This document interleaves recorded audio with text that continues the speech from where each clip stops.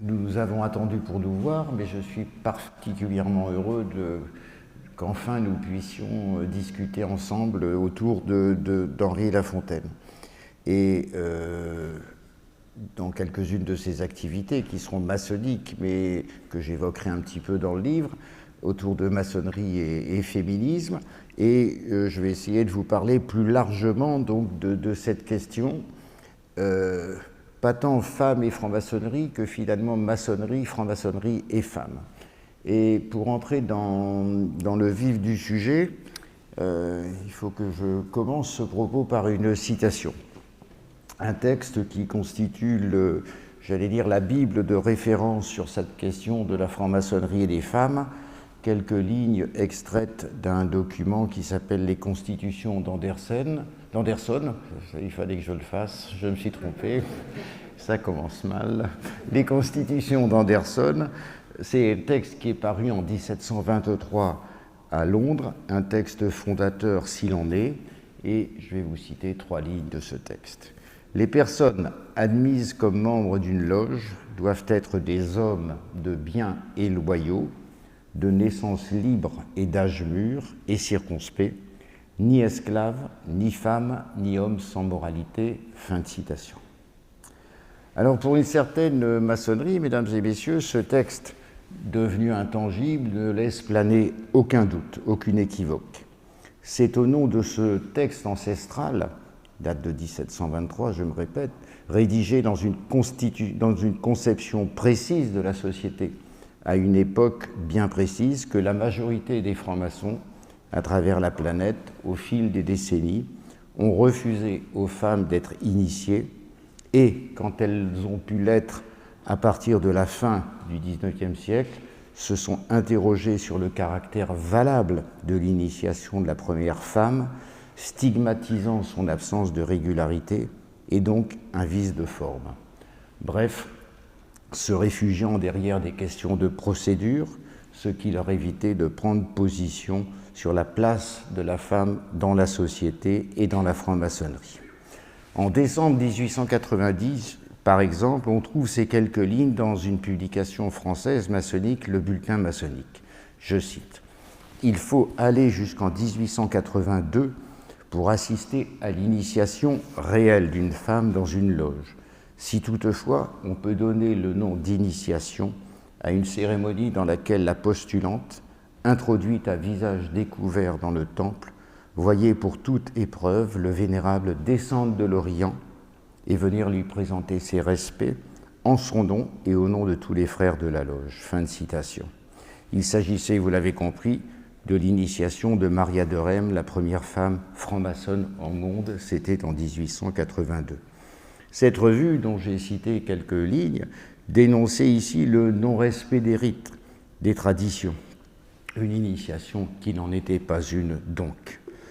L'histoire est très compliquée, car d'un côté on rejette, de l'autre la franc-maçonnerie du XVIIIe siècle ne s'est pas désintéressée de la femme, s'est ouverte à elle, mais à sa façon bien sûr, en constituant ce qu'on a appelé les loges d'adoption, destinées aux femmes, mais pas à n'importe quelle femme. Généralement des femmes de maçons, des femmes de la noblesse, cultivées, lettrées, polissées, connaissant les usages d'un monde brillant. Tous ces mots que je viens de prononcer devraient bien sûr être mis entre guillemets. Ces loges d'adoption ne sont guère que des groupes paramaçonniques. Elles apparaissent au milieu des années 1760, et le Grand Orient de France les reconnaît pleinement en 1774. Pour y être admises dans ces loges d'adoption, ces femmes ne peuvent être enceintes le jour de leur initiation, ni être dans la période des menstruations. Si j'évoque ce point, mesdames et messieurs, c'est que j'y reviendrai un peu plus loin dans mon propos. Cette question sera encore présente au XIXe siècle et même au XXe siècle. Ces périodes, en tout cas, portent les femmes vers les passions passagères, et leur font perdre, aux yeux des francs-maçons, tout ou partie de leur capacité de raisonner sereinement.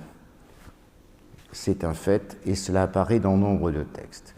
Ces loges d'adoption fonctionne selon un rituel.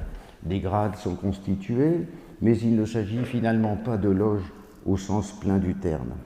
Il n'y a pas d'initiation au secret maçonnique. Ces femmes s'adonnent surtout à la bienfaisance. On note aussi l'organisation de soirées, de bals, et surtout, l'élément dominant dans cette affaire-là, c'est que les hommes, eux, vrais maçons, servent de mentors, de guides. Ils doublent les plateaux des officiers tenus par les femmes, et donc c'est eux qui, entre guillemets, gèrent la boutique. Ces loges ne jouissent d'aucune autonomie. Quand on gratte un peu, quand on se plonge dans les textes de cette époque-là, au-delà du texte d'Anderson évoqué plus haut, on se rend compte que les maçons n'ont guère de confiance dans les femmes, dans ces femmes, reflet du regard général qu'ils portent sur la femme. Dans un cahier d'une loge qui s'appelle L'inaltérable amitié, un cahier qui a été publié en 1774 et qui s'appelle, je cite, « Manière de conférer la maçonnerie d'adoption au beau sexe », fin de titre, on trouve ce post-scriptum secret que je vais vous citer. Ouvrez les guillemets. Ce sexe est aussi charmant qu'il est dangereux. Pour assoupir leurs clameurs, on leur a composé une maçonnerie qui, pour l'instant, calme leurs sentiments. En sommes-nous meilleurs maçons? Hélas, il en est résulté une foule d'inconvénients.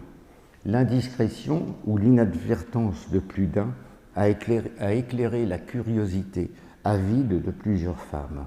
Dans d'autres cas, la rage de ne point pénétrer nos vrais mystères les a fait devenir nos antagonistes. Fin de citation. Bref, on note dans ce texte, au minimum, la crainte des indiscrétions féminines. Dans les années 1780, 1770, 1780, pour se limiter à la France, on trouve seulement une soixantaine de loges d'adoption en province, une douzaine à Paris. Elles disparaissent aux premières années de la Révolution française, reviennent sous l'Empire, mais sous l'Empire, cela reste vraiment une maçonnerie de dames, toujours aussi mondaine. Ces loges disparaissent ensuite pour de longues décennies, et le plus surprenant, c'est qu'elles rebondissent, qu'elles reviennent à la surface à la fin du XIXe siècle et au début du XXe siècle, pour la France tout au moins, dans les deux grandes obédiences qui composent le paysage maçonnique de ce pays. Alors que la question de l'initiation directe des femmes est posée au sein de Grand Orient de France. Cette obédience décide finalement en 1911 de relancer les loges d'adoption. Mais force est de constater que ça ne prendra pas et que le phénomène ne se développera pas. De son côté, la Grande Loge de France relance les loges d'adoption en 1901, mais elle aussi avec un faible succès. En 1925, on compte, dépendant de la Grande Loge de France, 4 loges d'adoption, qui toutes dépendent donc de cette obédience.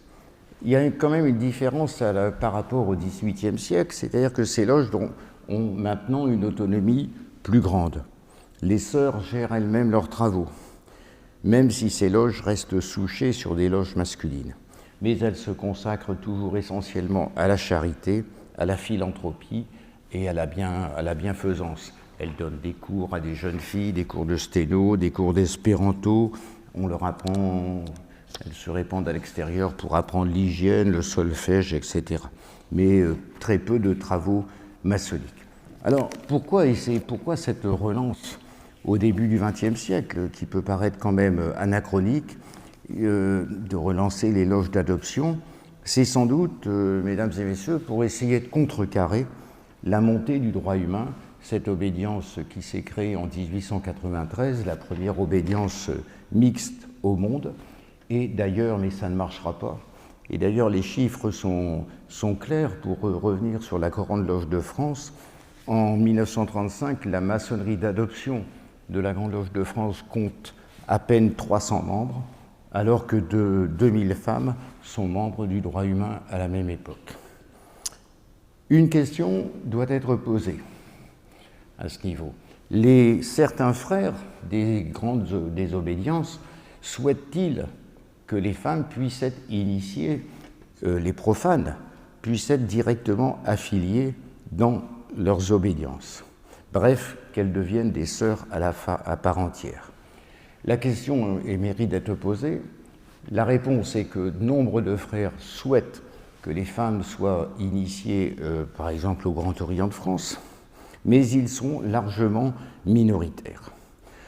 Et surtout, le poids de l'obédience, le mode de fonctionnement des obédiences fait que ça ne peut jamais être adopté. Quelques exemples. La question de l'admission des femmes est posée au Grand Orient de France à partir au premier convent en 1869. Et ensuite, et pratiquement toutes les années ensuite, d'une façon lancinante et répétée. Chaque convent, la réponse est négative. Ou alors, on décide d'ajourner la décision, ou alors, pour l'enterrer davantage encore, on décide de renvoyer la question à l'étude des loges. Ceux d'entre vous qui sont francs-maçons savent que quand on décide d'envoyer une question à l'étude des loges, ça reporte, et le résultat était évident, l'affaire est enterrée. En 1907, la commission des vœux maçonniques, qui se réunit pendant le convent du Grand Orient de France, est même unanime pour repousser l'admission des femmes et demande, ce qui est encore plus extraordinaire, je cite, elle demande de ne plus présenter une question qui divise, mais de la remettre à 2 ou 3 ans, de façon à ce que les esprits soient calmés. Fin de citation. Dans les débats, les conservateurs, entre guillemets, s'appuient sur la tradition la plus ancienne et remontent bien sûr aux constitutions d'Anderson. Mais les débats permettent aussi de comprendre le regard que certains maçons portent sur la femme. Un texte de 1907 mérite d'être présenté, car il est révélateur des comportements et mentalités de l'époque. Je vais vous citer quelques-unes de ces phrases qui méritent d'être sorties des oubliettes de l'histoire. Première phrase, une impossibilité presque certaine de rencontrer des postulantes entièrement libérées d'attaches ataviques religieuses. Classique. Je ne sais pas s'il y a pire quand même, on va y arriver. Puis nous entrons dans le vif. 2 points. Citation. La femme aime l'originalité. Par conséquent, les ornements, la parure. Vous voyez par exemple, par avance dans une loge, à quelles intrigues, au détriment du travail, on se livrera pour posséder un insigne distinctif quelconque. Fin de citation. Ceux d'entre vous qui sont également francs-maçons savent que les hommes francs-maçons ne sont pas du tout attachés aux médailles et aux signes distinctifs, bien évidemment. Vous riez ? Puis, autre argument qu'on entend dans les convents du Grand Orient de France. La discrétion, vous l'admettrez, n'est pas en général une des qualités principales de la femme. Sera-t-il bien prudent, je vous le demande, de vouloir faire supporter à son esprit fragile le poids si lourd de nos secrets à garder ? Fin de citation. Et enfin, elle est pas mal non plus celle-là. Pour entrer parmi nous, la première, la plus indispensable de toutes les conditions à remplir, est que l'être qui demande son admission soit libre. La femme est-elle libre ? Peut-elle demeurer libre au sens strict du mot ? À cette question, je réponds nettement non. Vous ne pourrez jamais répondre qu'elle est soustraite aux instincts passionnels suivants, l'amour maternel, l'amour du mâle qui l'a possédé. L'amour maternel, parce qu'il développe. L'amour maternel, passion irrésistible, aveuglante chez elle, devant laquelle tous ses serments maçonniques fondront comme neige et qu'elle s'empressera de violer si le bonheur de ses enfants l'exige. L'amour du mâle qui l'a possédé, passion plus terrible encore que la précédente, puisqu'elle peut l'amener à devenir la chose de cet homme envers et contre tout. Quoi que nous fassions, conclut ce frère, nous sommes désarmés en face de ces 2 sentiments naturels. Fin de citation. Mais, et comme il faut bien une conclusion à ce texte, ces derniers mots que le frère prononce, je cite, « Des épaules viriles sont seules de taille à porter les matériaux nécessaires à l'édification du temple de Salomon. » Fin de citation. Tout cela peut faire sourire aujourd'hui, mesdames et messieurs, mais ces développements, il faut le savoir, sont partagés par une majorité de frères. Et parfois même, on entre dans, entre guillemets, l'intime. Et j'en reviens à ce que je vous développais un peu au début. En 1908, dans un autre débat, deux frères sont catégoriques pour refuser aux femmes d'être initiées. Le premier évoque, entre guillemets, je cite, « son état physiologique qui fait d'elle un être inconstant, impulsif à l'excès, d'esprit immodéré ». Fin de citation.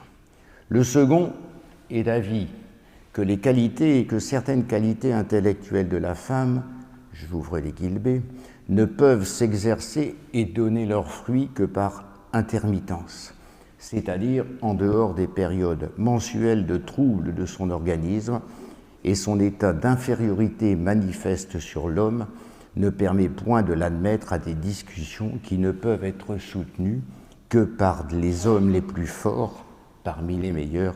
Fin de citation. Ces deux textes sont de 1908, mais on va avancer un petit peu quelques années plus tard. Pour vous signaler je voudrais vous signaler que ce type d'argument, l'argument entre guillemets, était encore présent bien des années plus tard. Certains d'entre vous connaissent peut-être les travaux d'un maçon qui s'appelait Albert Lantoine, qui a publié beaucoup de livres dans les années 1920, 1930, 1940. Et si je vous le cite aussi, c'est parce que parfois, certains de ces livres sont encore lus on en confie parfois pour certains travaux maçonniques. Et donc Albert Lantoine a publié de nombreux ouvrages. Et en 1906, il publie un livre qui s'appelle « Hiram couronné d'épines ». On y trouve ces quelques lignes que je vais vous citer. Nous sommes en 1926. Le labeur soutenu d'édification constante échoua à l'homme que ne trouble pas la grossesse et les malaises sexuels de la femme. La différence qui existe entre leur constitution physiologique détermine également leur modalité psychique. Fin de citation, fermez le banc, sans commentaire. Je ferai quand même un commentaire, c'est que les travaux de ce frère étaient lus, on les lit bien sûr beaucoup moins aujourd'hui, mais ce qui est le plus, comment vous dire, c'est pas le mot que je trouve est le mot amusant, mais il ne correspond pas, c'est que ce frère avait une femme qui était une sœur. Et je ne peux jamais m'empêcher de penser, de dire, est-ce qu'il confiait la lecture de ses livres? Est-ce que sa femme et sa sœur lisaient ses livres et qu'est-ce qu'elle en pensait? Parce que l'autre question derrière tout ça aussi, c'est tous ces propos que ces frères tiennent, quel regard portent-ils sur leur propre femme? C'est une question qui est un abîme de réflexion, qui me fait tout le temps réfléchir. Bien sûr, des frères sont favorables à l'initiation des femmes et développent leurs arguments. Les uns, toujours à cette même époque, les uns sont d'avis que l'idéal maçonnique a pour but l'affranchissement et l'émancipation de l'humanité. Comment, disent-ils alors, mettre de côté une grande partie, presque 50% de l'humanité? D'autres voient dans l'admission des femmes un acte de justice et une question de droit, ajoutant, comme je l'ai trouvé dans un texte, on ne peut refuser à un sexe les lumières prodiguées à l'autre quand les mêmes principes moraux leur sont à l'un et à l'autre imposés. Fin de citation. D'autres frères sont plus pragmatiques. Qui n'a pas la femme avec lui l'a contre lui, alors que le mouvement féministe se développe et que les revendications féministes surgissent de toutes parts. Mais ce dernier comportement, vous en conviendrez, n'est guère positif. Il y a du bon, mais peut mieux faire encore. Et ce dernier comportement traduit sans doute la peur de la femme plus que la volonté de s'ouvrir à l'autre moitié de l'humanité. En tout cas, le Grand Orient de France ne s'ouvre pas aux femmes et il faudra encore près d'un siècle avant qu'une décision soit prise en ce sens. J'y reviendrai tout à l'heure. Tout cela est bien beau, mesdames et messieurs, allez-vous me dire, mais quand même, c'est la France. Bon, c'est la France. Mais chez nous, en Belgique, Que se passe-t-il dans ces mêmes périodes? J'espère que je ne vais pas trop vous décevoir. Des frères favorables à l'initiation des femmes sont montés très haut au créneau en Belgique. On peut à cet égard, et c'est un texte que je cite dans mon livre, sur Henri Lafontaine, on connaît un texte d'un frère dénommé Adolphe Cordier, qui a écrit une histoire de l'ordre maçonnique en 1854, ce qui est quand même lointain, et ce texte demande, je cite, que le temple s'ouvre à la femme et ajoute que les maçons n'oublient pas qu'ils ont une haute mission à accomplir pour donner au travail maçonnique le complément qui lui manque. Ces lignes constituent une belle profession de foi, mais elles sont bien minoritaires dans votre pays. Dès 1865, la question de l'admission des femmes est étudiée par le Grand Orient de Belgique. Vous voyez, 1865 en Belgique, 1869 en France, tout ça est à peu près... on sent qu'il se passe quelque chose. Mais comme en France, en 1865, la réponse est négative. L'affaire prend une autre tournure à partir de 1893 avec la création, j'ai évoqué tout à l'heure, du droit humain. La première obédience maçonnique mixte au monde. On trouve les mêmes arguments qu'en France. Et bien sûr, les mêmes développements, entre guillemets, juridiques autour des constitutions d'Anderson et du respect de la tradition maçonnique. Bref, l'initiation d'une femme est irrégulière. D'autres s'en prennent à la femme tout simplement. Elle n'est pas initiable. C'est tout simple. Quelques positions méritent d'être citées. En 1899, le frère Eugène Goblet d'Alviela, un grand franc-maçon belge devant l'Éternel, lance, je cite, « La maçonnerie n'a rien à gagner de l'admission des femmes, leur entrée en masse serait un danger pour l'homme dont elle ne tarderait pas à faire dévier le caractère et les travaux. » Fin de citation. Pratiquement au même moment, un grand maître du Grand Orient de France, l'architecte Jean-Laurent Hasse, déclare que la maçonnerie ouvrira aux femmes, je cite, « les portes du temple le jour où leur intelligence sera suffisamment développée pour assister fructueusement à ces travaux. » Fin de citation. Pensons toujours au regard que ces frères portaient sur leurs femmes, et sur leurs filles quand ils avaient des filles.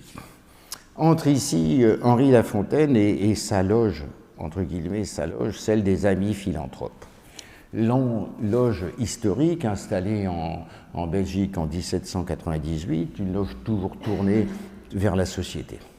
Et Lafontaine, quant à lui, est un féministe sans état d'âme dans sa vie quotidienne, dans ses travaux, dans ses prises de position, dans ses investissements, comme dans sa vie maçonnique. En novembre 1910, les Amis philanthropiques organisent dans leur temple de Bruxelles une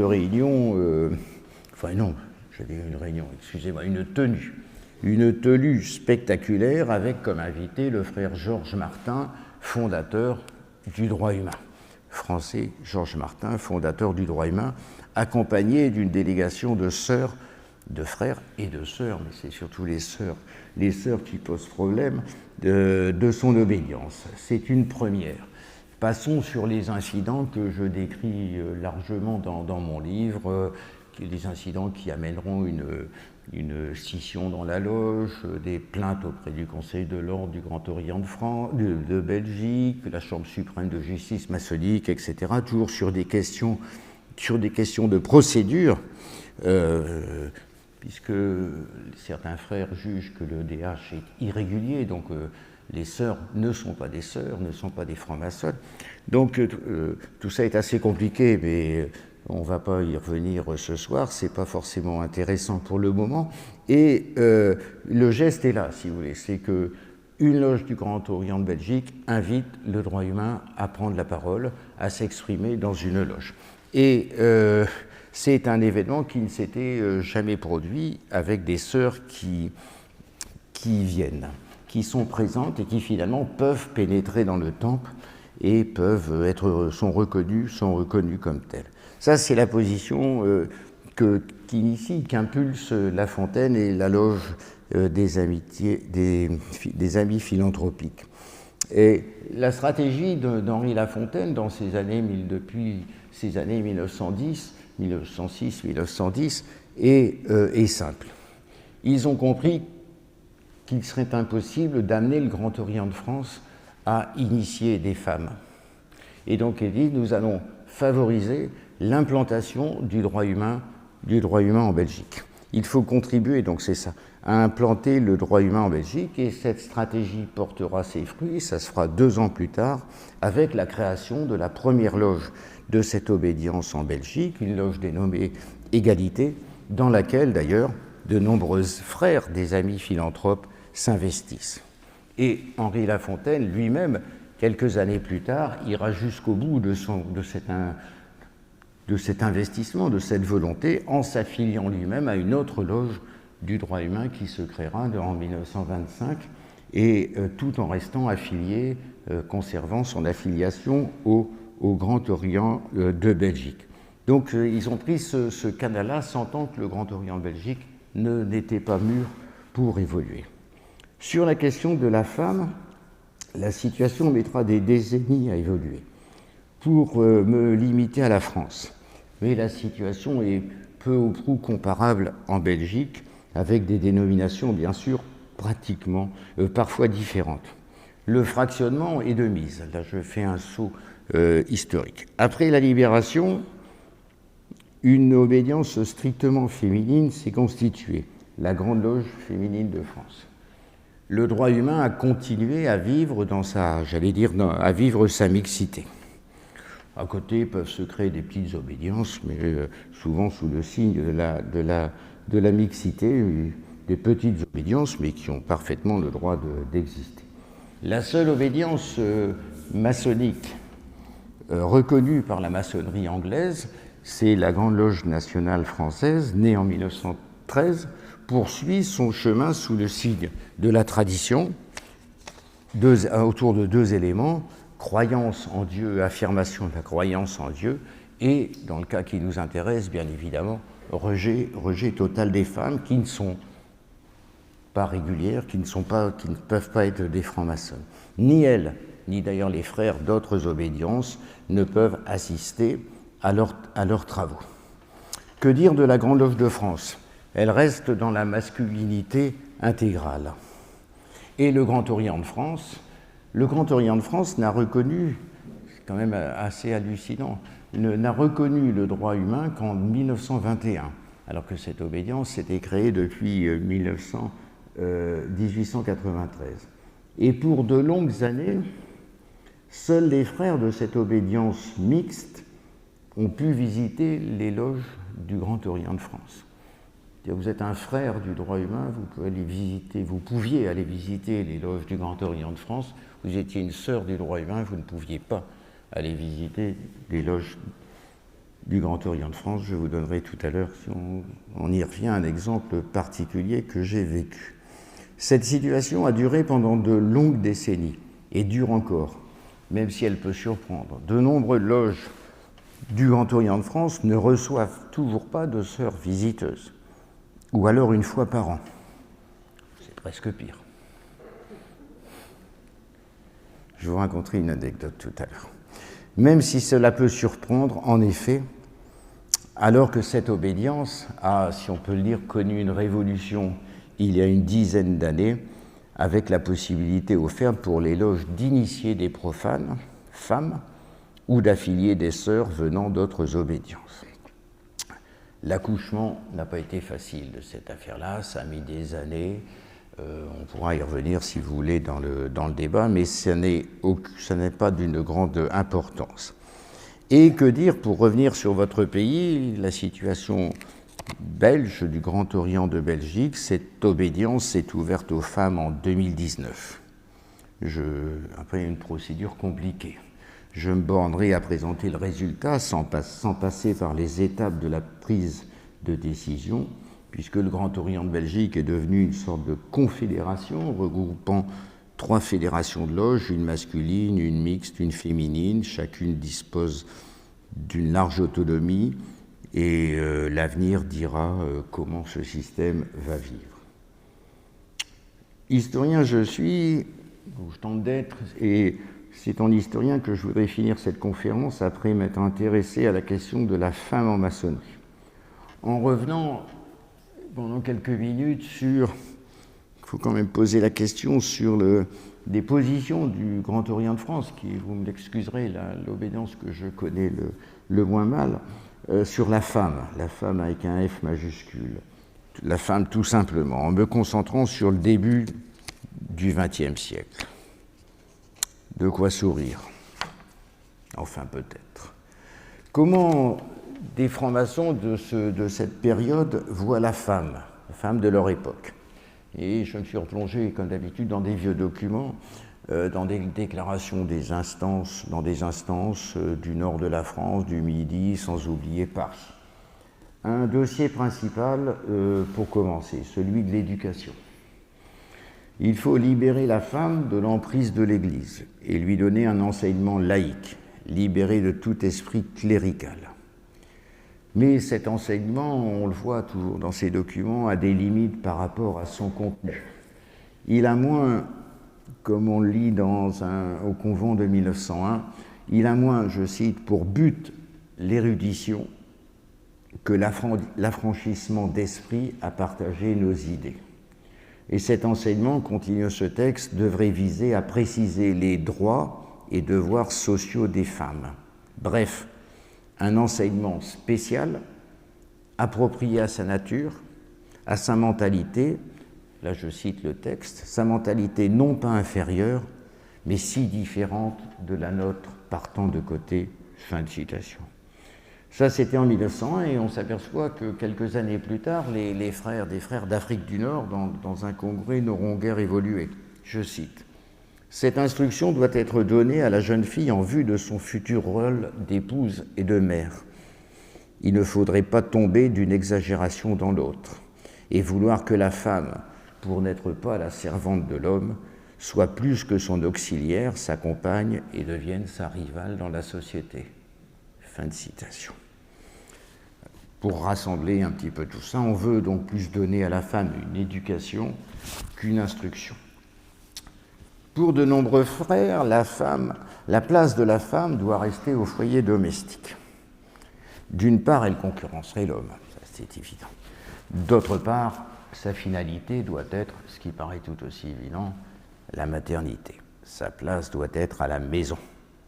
Au Convent de 1900, un conseiller de l'ordre, Dazé, déclare, je cite, « À la femme la maternité, à elle la charge de la nicher ». Fin de citation. C'est très joli. J'aime bien, j'aime beaucoup.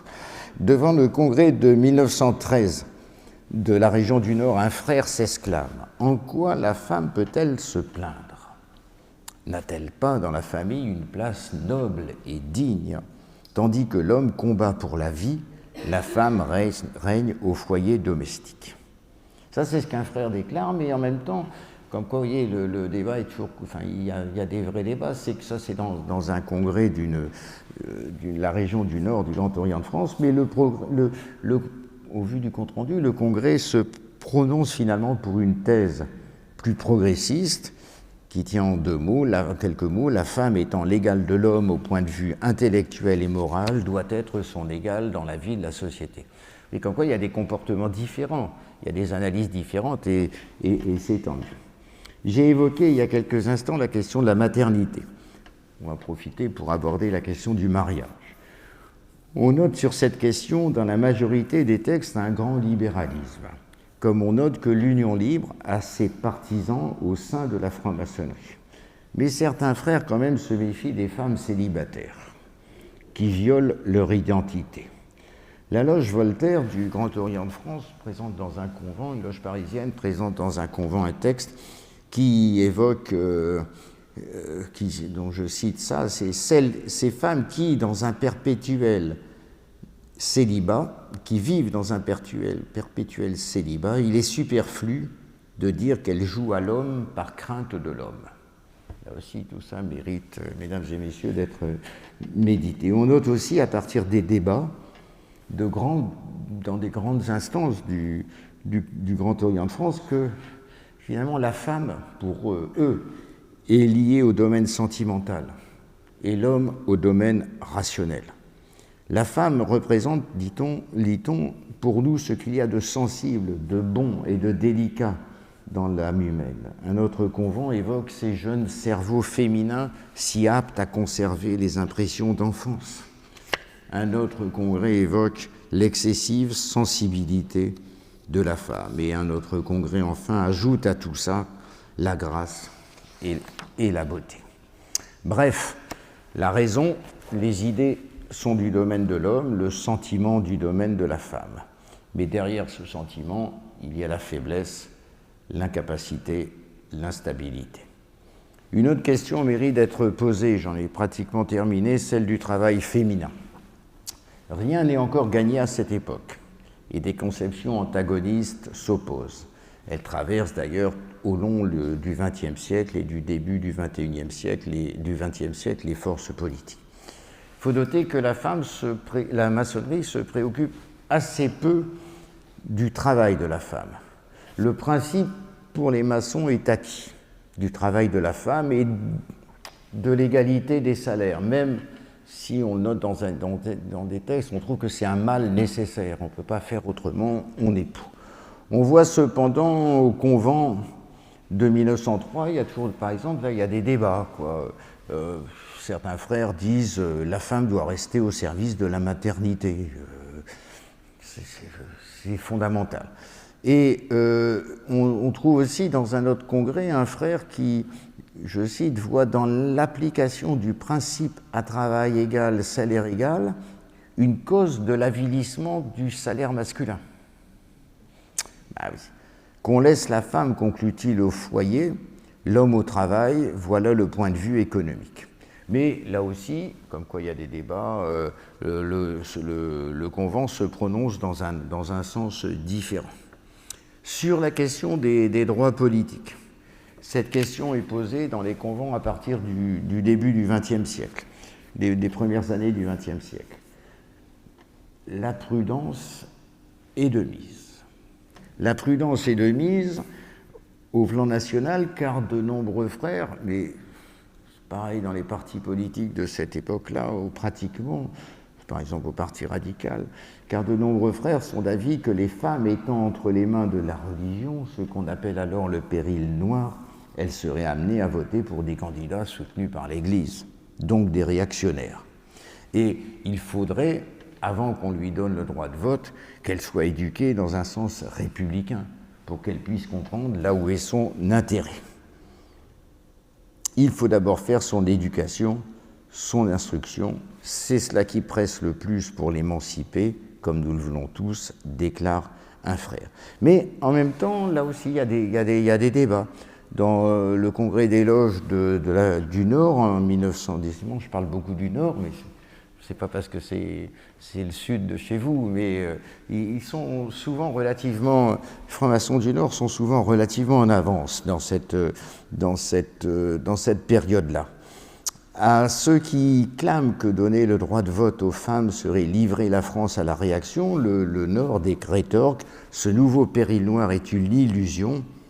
La femme est désormais suffisamment émancipée pour pouvoir voter et être éligible. » Et on est quand même en 1913. Mais globalement, la position qui semble s'imposer peu à peu à la majorité des francs-maçons de cette époque-là est celle des étapes autour du droit de vote, par gradation.